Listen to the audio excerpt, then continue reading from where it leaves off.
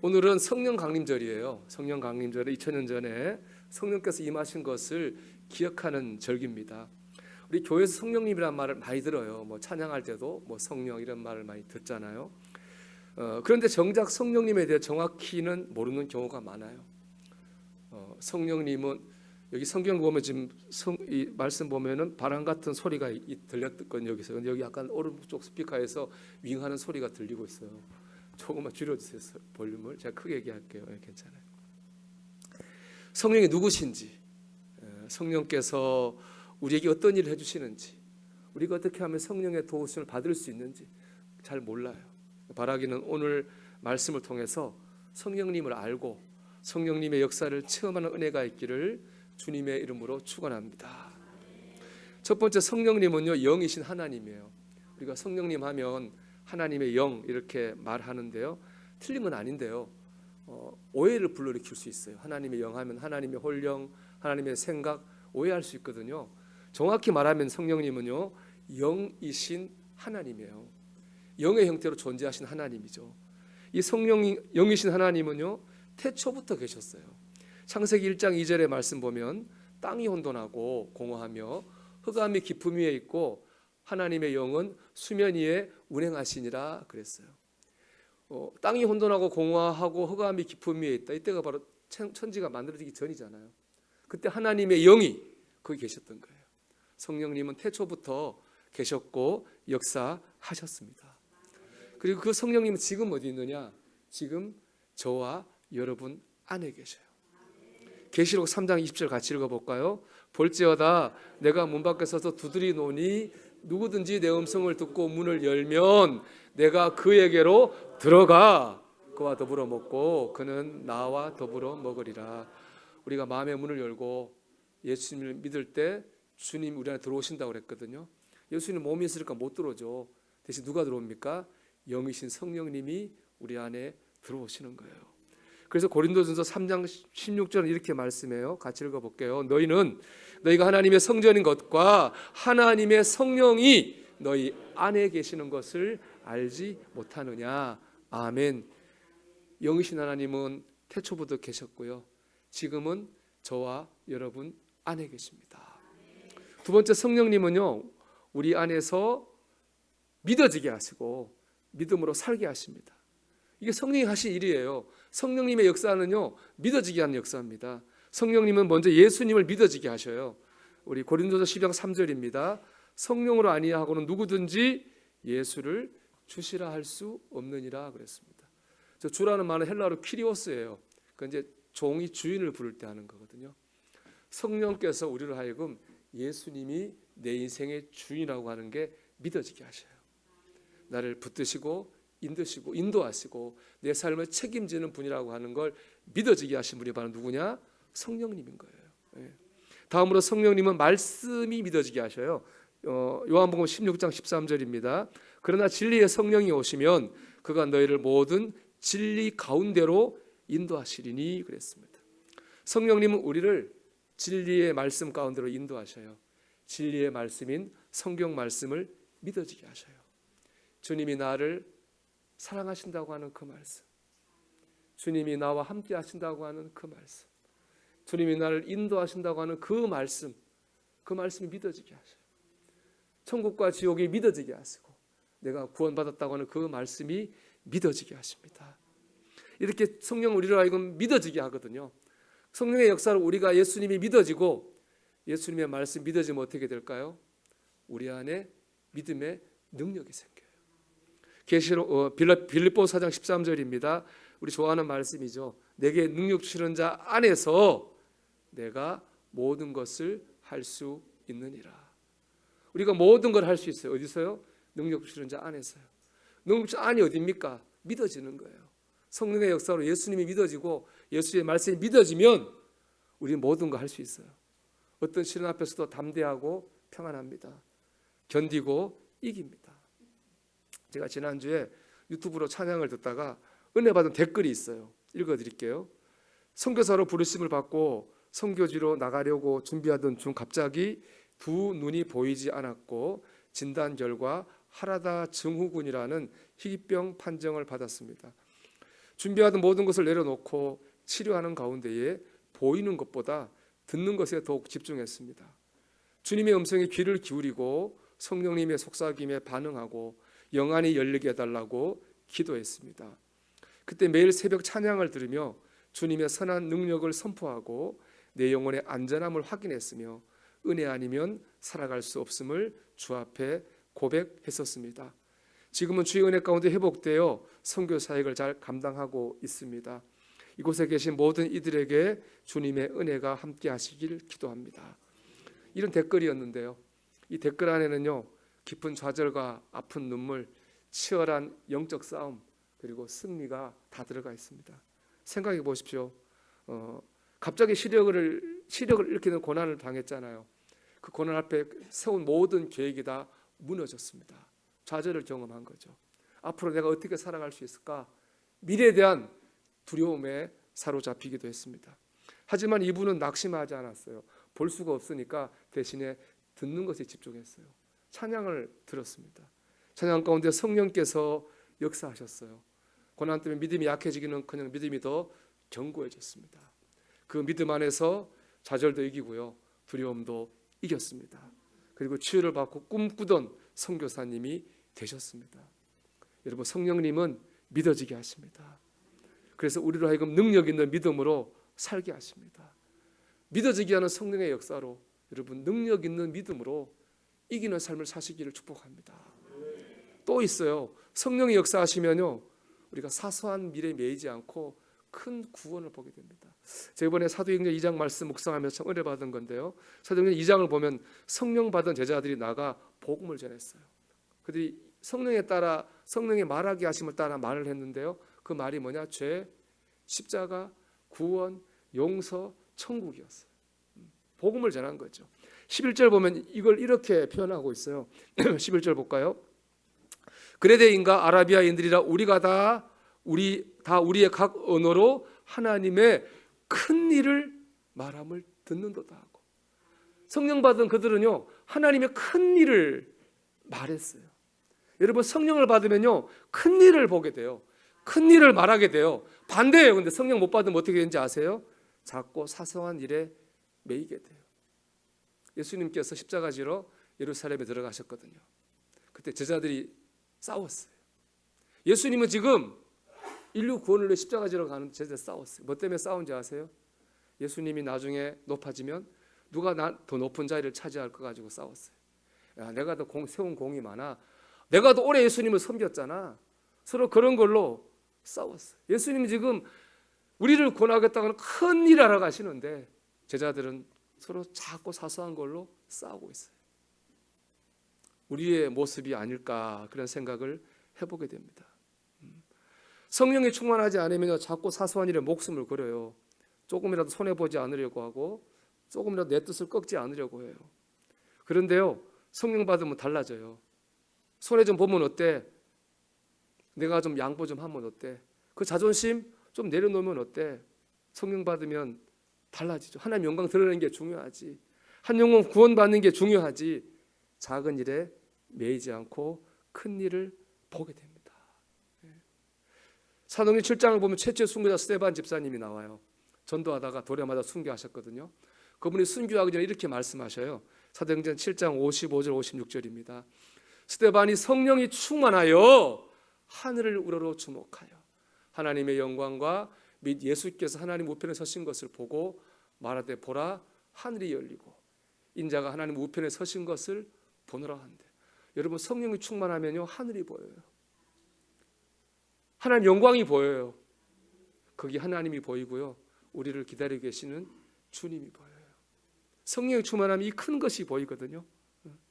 그리고 그 구원을 보고 사는 거죠. 지난주에 설교 준비하면서 저도 설교를 들었거든요. 그때 은혜 받은 간증이 있어요. 간호사로 일하던 20대 자매가 있었는데요, 병에 걸려서 이제 그 20대 죽어요. 그런데 이 자매가 너무 믿음이 좋아요. 얼마나 믿음이 좋은지 죽음을 두려워하지 않는 거예요. 목사님 물어봤어요. 정말로 너 죽음이 두렵지 않냐? 그랬더니 목사님, 죽음이 두렵지 않아요. 저 죽었다가 눈 뜨면 예수님 보이고 천국 이럴 거라도 믿어요. 그러더라는 거예요. 한 번 아주 엄마한테 농담도 하더라는 거예요. 아침이라도 엄마가 이렇게 보이잖아요. 옆에 병고하느라, 간호하느라고. 엄마가 왜 보여? 주님이 볼 줄 알았는데 그렇게 농담도 하더라는 거예요. 그래서 그 병실로 자기 가족, 친구 다 불러 모았대. 뭐 죽게 생겼는데 오라고 하면 다 오지 않겠어요? 20명 넘는 사람 모아놓고 예배드리면서 복음을 전했다고 그래요. 간호사니까 본인이 같이 일하던 간호사들, 의사들에게 복음을 전하다가 천국에 갔다고 그래요. 스데반 집사님 같은 삶을 산 자매죠. 그렇게 할 수 있는 이유는 어디 있어요? 큰 구원을 받잖아요. 큰 구원을 보니까는 심지어 그 죽을 병까지도 사소해진 거죠. 하나님은 이런 사람을 기억하셔요. 말라기서 3장 16절 말씀입니다. 그때 여호와를 경외하는 자들이 피차에 말하며 여호와께서 그것을 분명히 들으시고 여호와를 경외하는 자와 그 이름을 존중히 여기는 자를 위하여 여호와 앞에 있는 기념책에 기록하셨습니다. 하나님 앞에 책이 있어요. 이 책에 누구 이름이 기록돼요? 하나님의 큰 구원을 보고 그걸 향해 사는 사람의 이름이 기록이 되는 거예요. 이 스데반 집사님이 그런 거죠. 이 제가 말한 자매가 그런 거예요. 여러분, 지나가 보면 사소한 일이 참 많아요. 제가 학교를 이제 제 고등학교 반이 6개인데 한 반이 특설반이에요. 1등부터 60등이 그 반에 있어요. 1학 올라갈 때마다 이제 시험 봐서 계속 이제 떨어뜨려요. 스트레스죠. 스트레스예요. 어쨌든 그 60명 되는 애들이 대학은 다 잘 갔습니다. 다 4년제 가고 뭐 3, 40명은 서울에 오고 좋은 데 취직한 친구도 있고 지나고 보니까요. 별거 아니더라고요. 보니까 그 뭐 정권에 들어가는 친구도 한 40대 중반 되니까 퇴직하고요. 뭐 그렇더라고. 별거 없더라고요. 오히려 그 고향에서 그 특수반에 없죠. 고향에서 뭐 안경점하고 쇼파하고 더 잘 살더라고요. 지나고 보니까 그 순간에 그게 대단한 것 같았는데요. 사소한 거더라고요.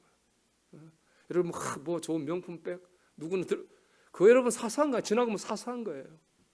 그런데 성령에 충만하지 않은 사람은요 그거에 매여 사는 거예요. 그 자존심에 매여 사는 거예요. 그거에 살다가 놓치는 거예요. 하지만 성령 받으면요 큰 걸 보죠.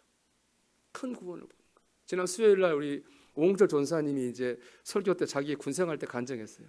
그때 오홍철 전사님 몸무게 50kg였대요. 근데 군대 어디 가냐면은 교량을 설치하는 부대 같대요. 그게 뭐 한 200kg, 250kg 옮기는데 너무 힘들어가지고 자대 배치 받고 얼마 안 하나씩 울면서 하나님 못 막겠다. 하나님 나같이 연약한 사람을 여기 보내셨냐고 병기를 붙잡고 눈물로 기도했대. 하나님께서 깨닫게 하시더래요.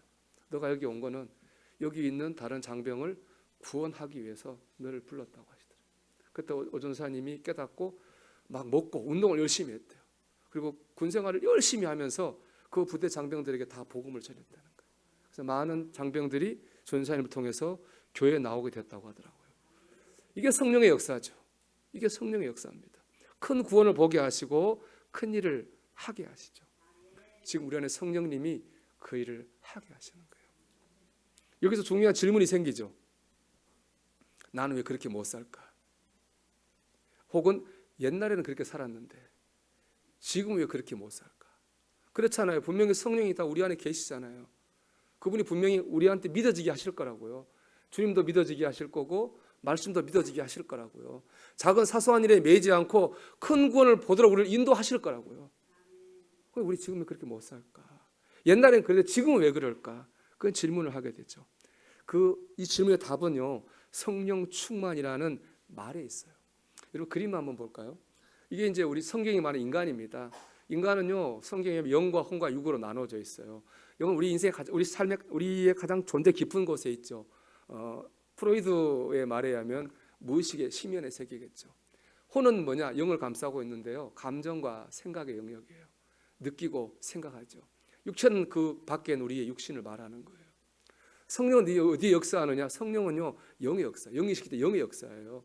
근데 성령이 영의 충만히 임하면요, 그 영이 임한 성령께서 흘러 넘쳐서 혼과 육을 다스리기 시작해요. 그럼 어떻게 되느냐? 감정이 달라지죠. 분노가 가라앉고 미움이 사라지고 평안이 임하게 되고 기쁨이 임하게 되는 거예요. 그게 성령의 역사죠. 생각의 역사는 어떻게 될까요? 가치관이 달라지죠. 인생을 바라보는 관점, 세상을 바라보는 관점이 달라지는 거예요. 그래서 작은 일에 매이지 않고 큰 구원을 보게 되는 거예요. 육체 역사하시면요 병이 낫는 거죠. 그게 은사죠. 방언 같은 영이 육체를 뚫고 나오는 것이 바로 성령 충만의 은사인 겁니다. 즉 이 얘기를 하고 싶어요, 여러분. 성령이 내 안에 계시다는 거하고 성령 충만은 같은 말이 아니에요. 다른 말이에요. 성령 안에 계신 거하고 성령 다른 거예요. 오늘 말씀 4절 보십시오, 여러분. 그들이 다 성령의 충만함을 받고 성령의 말하게 하심을 따라 다른 언어들로 말하기를 시작하니라. 그들이 성령을 받았다고 말씀하지 않잖아요. 뭘 받았어요? 성령의 충만함을 받았다고요. 여러분, 성령의 충만함을 받을 때 우리가 믿음의 능력이 생겨서 세상을 이기는 거예요. 성령의 충만함을 받을 때 사소한 일에 매이지 않고 하나님의 큰 일을 보고 살아갈 수 있는 거예요. 성령 충만을 받기를 축복합니다. 결론입니다. 그럼 우리가 어떻게 하면 성령 충만을 받을 수 있을까요? 순종하고 신뢰할 때 성령 충만을 받습니다. 주님의 말씀에 순종하고 주님의 말씀을 신뢰할 때 성령 충만을 받아요. 사도행 1장 4절 보면요, 이제 주님이 성령 충만을 위해 제자들에게 주신 말씀이에요. 이게 사도와 함께 모여서 그들에게 분부하여 이르시되 예루살렘을 떠나지 말고 내게서 들은 바 아버지께서 약속하신 것을 기다리라. 주님이 이제 하늘 올라가시기 전에 제자들에게 성령 충만을 위해서 말씀하신 건데요. 이 말씀 보면 주님이 두 가지를 제자들에게 요구하셨어요. 첫째는 뭐냐? 예루살렘을 떠나지 말고. 그 전에 예수님 십자가에 못 박혀 죽을 때 제자들 예루살렘을 떠났어요. 살려고. 피해 볼까 봐 고향으로 떠났거든요. 이번에 떠나지 말라고 그랬어요. 제자들은 그 주님의 말씀에 순종해서 예루살렘을 떠나지 않았습니다. 두 번째 요청은 뭐냐? 기다리라는 거예요. 성령이 오실 거니까, 약속하신 것이 성령이잖아요. 성령이 오실 거니까 기다리라고 그랬습니다. 제자들은 주님의 말씀을 신뢰했어요. 신뢰하니까 기다렸겠죠. 신뢰하고 기다리는 가운데에 성령을 받았습니다. 이처럼 주님의 말씀에 순종해서 예루살렘을 떠나지 않았고 주님의 말씀에 신뢰해서 기다릴 때 성령을 받았어요. 여러분, 주님의 말씀에 순종하고 신뢰하면 성령을 받아요. 따라해 볼까요, 여러분? 한번. 할 수 있는 일은 순종하고 할 수 없는 일은 신뢰하라. 그렇습니다. 여러분, 제자들이 예루살렘을 떠나지 않는 건 제자들이 할 수 있는 일이었잖아요. 자기 의지로. 그들은 그 말에 순종했어요. 하지만 성령이 오는 것은 그들이 할 수 있는 게 아니잖아요. 그들의 영역 바뀌거든요. 거기에 대해서 뭐 했습니까? 신뢰했습니다.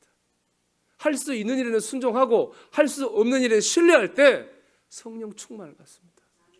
여러분, 아침에 일어나자마자 세상 소리 듣기 전에 찬양 듣는 일 할 수 있는 일입니까? 왜 아멘이 없습니까? 할 수 있는 일입니까? 성경 하루에 한 장 읽는 일 할 수 있는 일입니까? 하루에 5분 기도하는 일 내 마음만 먹으면 할 수 있는 일입니까? 하나님이 성질 좀 죽여라 하면 성질 죽이는 거 할 수 있는 일입니까? 점점 소리가 작아지고 있습니다, 여러분. 희생하라, 양보하라 말씀하시면 내가 할 수 있는 일입니까? 더 작아지잖아요. 할 수 있는 일은 순종해야 됩니다. 할 수 없는 일 있죠. 내 힘으로 안 되는 거 많잖아요. 주어진 환경, 때로는 자녀 일, 참 내 힘으로 안 되는 일이 있어요. 그럴 때는 뭐 해야 됩니까? 하나님을 신뢰해야 됩니다. 제가 성령의 관계 좋아하는 성경 구절이 누가복음 11장 13절인데요. 너희가 악할지라도 좋은 것을 자식에게 줄 알거든 하물며 너희 하늘 아버지께서 구하는 자에게 성령을 주시지 않겠느냐 하시니라. 악한 사람도 자식은 좋은 거 주려고 그러잖아요. 그럼 하나님께서 우리를 좋은 길로 인도하지 않으시겠어요? 하나님을 신뢰하십시오. 그럴 때 성령의 충만함을 받습니다. 제가 제자훈련 중에 성령 충만에 대해서 공부할 때 한 집사님이 한 간증이에요. 이 집사님의 남편을 버스 몰아요, 부산에서. 이분이 집사님이 길을 가는데 성령께서 마음 가운데 감동 줘요. 지금 기도하라, 남편을 위해 기도하라는 마음을 주시더라고요. 그분이 길을 가다가 기도했대, 남편을 위해서. 그 저녁에 이제 집에 왔는데 저녁에 남편이 와서 여보 오늘 나 죽을 뻔했다는 거예요. 왜 그래 했더니 이제 부산이 이렇게 길이 좀 이렇게 가파른 데가 많습니다. 버스가 딱 가는데 브레이크 고장이 난 거예요. 브레이크가 말을 안 듣더래요. 큰일 났구나 싶었는데 거짓말처럼 내리막인데 속도가 줄어서 섰다는 거예요. 그 시간이 언제 물어봤더니 그 집사님 기도한 시간하고 똑같더라는 거예요. 제가 그 은혜 받은 건 그런 거예요. 이런 생활이 살아있는 신앙생활이 아닐까 생각했어요. 하나님은 저기 멀리 계시고 하나님은 책 안에만 계신 분이 아니라 살아계셔서 내 삶 가운데 느껴지고 인도하고 나는 거기 따라갔더니 주님의 놀라운 역사를 경험하고 이런 생활이 살아있는 신앙생활이에요. 성령 충만한 신앙생활이 살아있는 신앙생활이에요. 저는 그렇게 신앙생활을 하고 싶고요. 우리 교회 식구들도 그런 신앙생활 했으면 좋겠어요. 여러분, 신앙생활은 성령 충만해야 돼요. 성령 충만하지 않으면 종교생활, 형식적인 신앙생활밖에 안 돼요. 성령 충만을 사모하십시오. 할 수 있는 일에 순종하고 할 수 없는 일은 신뢰하십시오. 성령 충만한 삶을 사시기를 주님의 이름으로 축원합니다.